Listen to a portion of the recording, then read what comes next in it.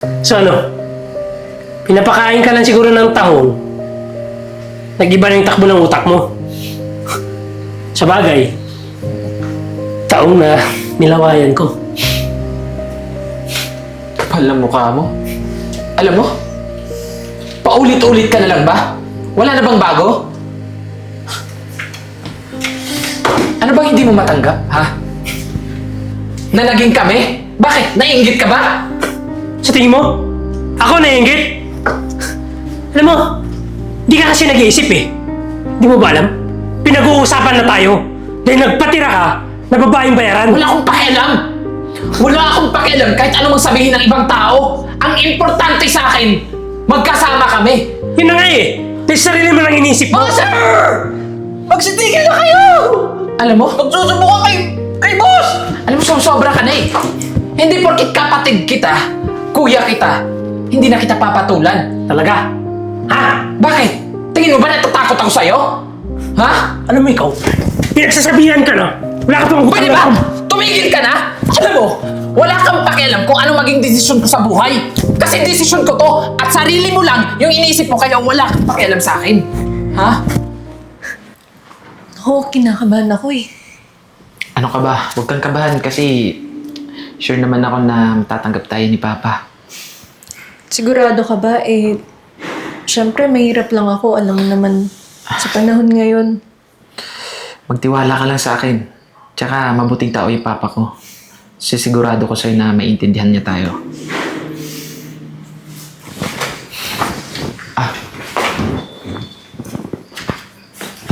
Pa. Oh, Si Chloe nga pala. Girlfriend ko. Nice to meet you po, Tito. nice to meet you.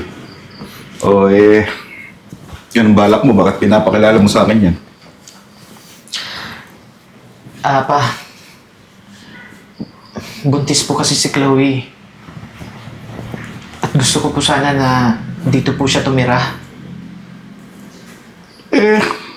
Sa akin, wala namang problema. Tsaka nasa ustong gulang ka na naman eh. So, wala problema sa akin. Maraming salamat para.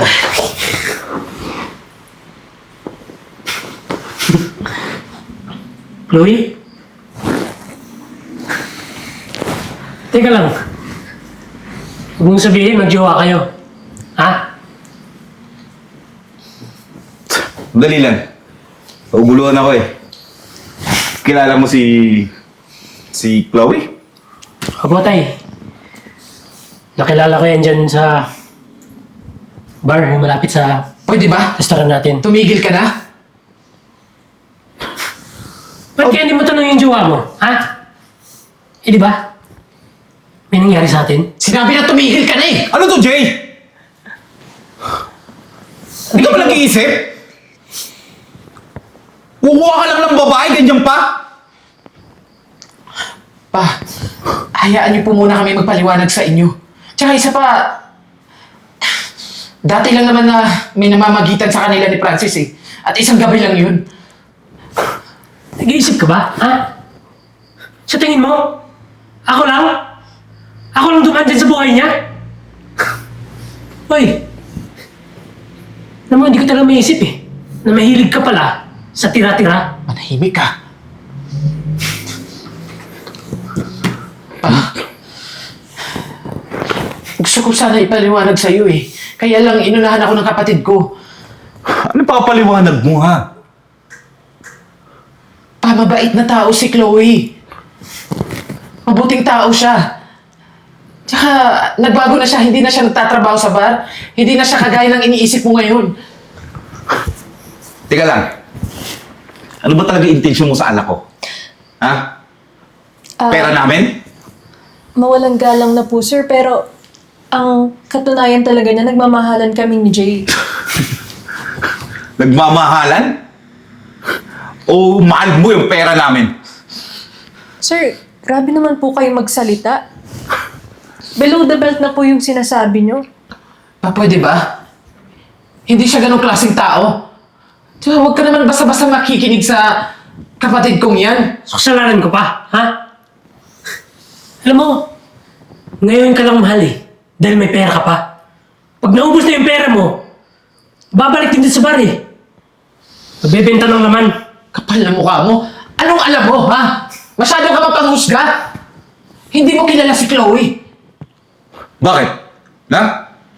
Kilala mo ba siya? Ha? Bakit? Ilang taon mo na bang kilala yung babae niyan? At alam mo yung buhay niya? Pa, ako kilala ko si Chloe. At alam ko kung ano talaga yung totoong pagkatao niya. Oo, sabihin na natin na nagkamali siya nung una. Pero lahat naman ng tao pa nagbabago eh. Di ko alam sa'yo, Jay. Matalino ka naman. Pero bakit sa pagpili ng babae ang bobo mo? Sige pa. Sige. Kung hindi nyo kami matatanggap, hindi namin ipagpipilitan yung sarili namin sa inyo. Pero ito lang yung masasabi ko. Sa ayaw at sa gusto ninyo, dito siya titira. Tara na.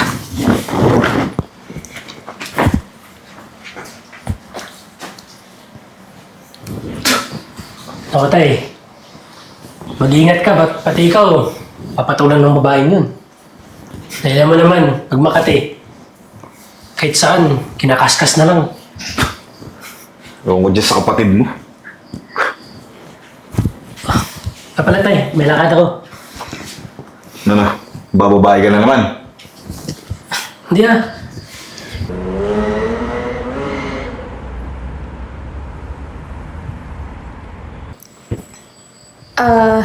Hello ate. Oo, huwag ka mag-alala. Okay lang naman ako dito. Sige, mamaya na lang. Salamat. Bye.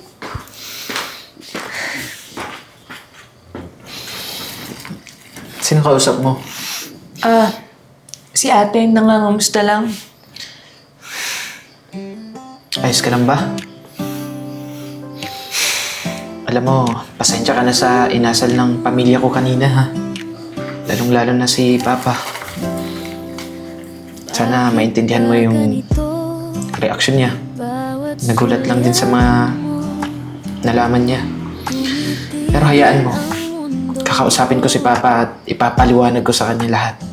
Nang sa ganun maliwanagan siya.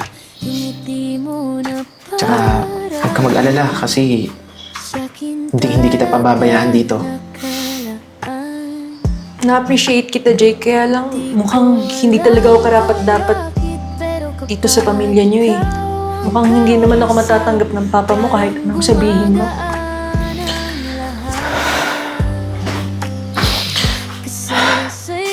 Alam mo, Chloe, huwag mong sabihin yan. Tsaka isa pa, isa lang naman yung pinaglalaban natin dito eh. Yung pagmamahalan nating dalawa. Alam mo, siguro nangyari lahat ng to kasi sinusubok lang tayo ng panahon. Pero dapat maging matatag lang tayo. Magtiwala lang tayo sa isa't isa.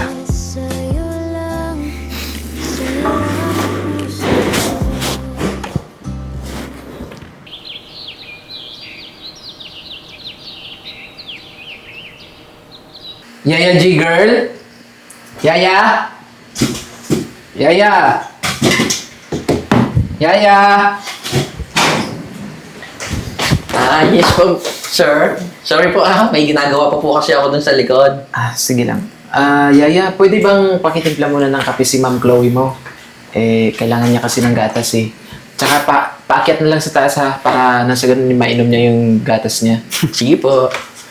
Alam mo, ang sweet mo talaga eh. Ano? Masarap ba? Sa bagay, ganyan naman talaga eh. Yung nakakatihim lang ng magandang babae. Pero, tira-tira nga lang. Sir, ano ba? Sober ka naman po kay sir. Alam mo ikaw? Hoy, ano ka ba dito? Pamilya ka ba? Ha? Hindi po sir, pero sober na po kasi yung mga sinasabi mo kay sir. Kuya, pwede ba? Pati katulong? Pinapatulan mo? Ano bang paki mo? Ha? Eh, alam ko naman na hindi ikaw yung tatay yung dinadala ng asawa mo.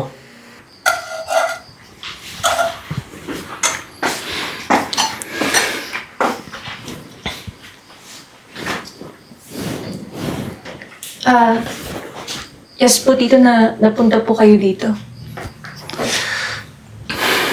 Ano ba talaga intention mo sa anak ko? Tito, ilang beses ko po ba kailangan sabihin sa inyo? Seryoso po ako kay Jay at nagmamahalan kaming dalawa.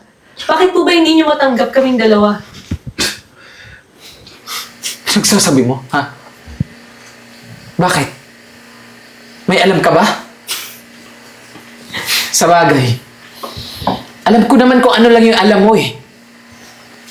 Ang manghusga, ang manloko, ang manira. Di ba dyan ka naman magaling? Ano bang pinakain ng misis mo sa'yo? Ha? Hindi ka naman ganyan dati eh. Paano mo kita matatanggap? Ha? Hindi kita matatanggap. Kasi mababang uri ng tao ka. Sakit niyo po magsalita? Parang as if alam mo yung buong pagkatao ko. O sige, sabihin na natin. Bayarang babae ako noon. Pero nung nakilala ko si Jay, nagbago ang pananaw ko sa buhay. Huwag na tayo maglokohan, Chloe. Pera lang naman ang habol mo sa anak ko, di ba? Magkano? Ganyan na po ba talaga kababa yung tingin mo sa akin? Yung value ko nakabase lang sa pera? Mag-isip-isip naman po kayo. Bakit?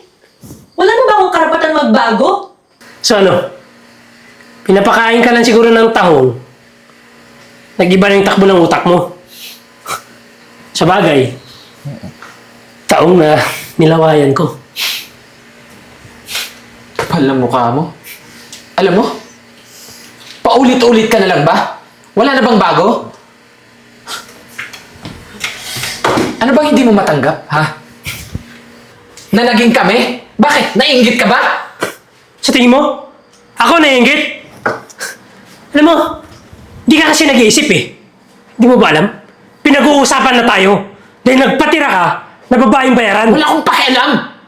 Wala akong pakialam kahit anong sabihin ng ibang tao. Ang importante sa akin, magkasama kami. Yun na nga eh. Dahil sarili mo lang inisip mo. Oh, sir! Magsitigil na kayo! Alam mo? Magsusubukan kay boss! Alam mo, sobra ka na eh. Hindi porkit kapatid kita, kuya kita, hindi na kita papatulan. Talaga? Ha? Bakit? Tingin mo ba natatakot ako sa'yo? Ha? Alam mo ikaw, pinagsasabihan ka na. Wala ka pang Pwede ba? Tumigil ka na? Alam mo, wala kang pakialam kung ano maging desisyon ko sa buhay. Kasi desisyon ko to at sarili mo lang yung iniisip mo kaya wala kang pakialam sa akin. Ha? Mga katulad mo, kahit kailan, hindi na magbabago. Tandaan mo yan. Sir! Sir! Yung dalawa nag-aaway!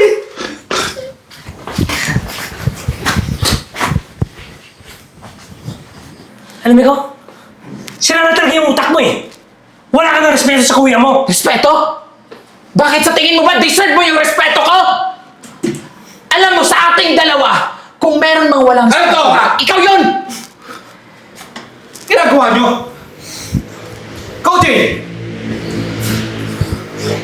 Aawahin mo yung kuya mo? Para sa babaeng yun? Mag-isip-isip ka nga! Ayan pa. Ayan ka na naman. Si kuya naman yung kinakampihan mo. Alam mo, Tay, hindi ko alam kung anong pinakain sa'yo ng kapatid ko eh. Kasi hindi ka naman dating ganyan. Anak mo rin ako, Tay. Di ba dapat maintindihan mo rin ako at iniintindi mo ko? Hindi puro lagi na lang yung kuya ko. Paano kita kakampihan? Eh mali nga yung ginagawa mo! Bakit? Hindi ko siya kinakampihan! Tinatama ko lang kung ano yung ginagawa mong mali! Anong mali, Tay? Walang mali sa relasyon namin. Ang sabihin mo, makasarili kayo. Kasi ayaw nyo na pinag-uusapan tayo ng maraming tao. Tama ka! Ano sasabihin ng iba? Ha? Yung anak ko? Magpapakasal sa Mababang uri ng tao? Ng babae? Pakawala! Ano mababang uri, tay? Ganyan na ba talaga yung tingin niyo kay Chloe? Alam niyo, kung gustuhin niyo lang nakilalanin si Chloe, makikilala niyo kung ano talaga siya. Mabuting tao si Chloe. At naibibigay niya lahat ng pangangailangan ko, lalong-lalo na yung pagmamahal. Hindi niyo kaya ibigay sa akin. Kahit ano sabihin mo, hindi ko matatanggap yung asawa mo. Pwede ba tumigil na kayo? Alam nyo? Aalis na ako sa mamamahay na to. Kung ako rin naman yung punot dulo ng gulo. Hindi. Sige. Total, magulo na lang din naman yung pamilya natin. Hindi niyo kami matatanggap? Sige. Kung aalis si Chloe dito sa bahay, aalis na lang din ako. At sisiguraduhin ko na wala na kayong mapapala sa akin. Alam naman natin, di ba? Sa bahay na to, ako yung nagtatrabaho. Ako yung sumusuporta sa inyo. Ngayon, dahil wala na kami dito, wala na kayong mapapala sa akin at hindi ko nabibigyan ng sustento. Yung kapatid ko, lalong-lalo ka na, tay. Kasi wala ka namang ibang ginawa kundi iubos lahat ng pera ko sa sugal, di ba? Imbes na magtrabaho ka rin para sa atin. Para sa pamilya natin. Anong ginawa mo? Inaasa mo lahat sa akin. Ngayon, sige. Aalis na kami dito sa bahay. Iiwan ka na namin. Susumbahan mo ako dahil sa babae niyan? Ha? Ipagpapalit mo kami? Mag-isip ka, Jay. Kami yung pamilya mo. Pamilya? Kahit kailan, tay, hindi ko naramdaman na pamilya ko kayo. Alam nyo, mas mabuti pa ngayong ibang tao eh. Kasi mas nararamdaman ko na tinuturing nila akong pamilya kahit hindi nila ako kadugo. At si Chloe, sa kanya ko lang naramdaman ang totoong pagmamahal. Tara na, aalis na tayo sa bahay na. Jay! Jay! Naku tay. Paano na tayo yan? Wala natin pong bisyo. Umalis si school, si G. O di mo ka na pa nagtrabaho? Alam mo ako magtrabaho? Itatay mo ako? Sir Francis, makalis na rin po ako dito sa bahay. Kasi mga demonyo po kayo eh. Nasa mga pag-ahin nyo. Itong bakla. Ay, naku. Wala na tuloy fireballs.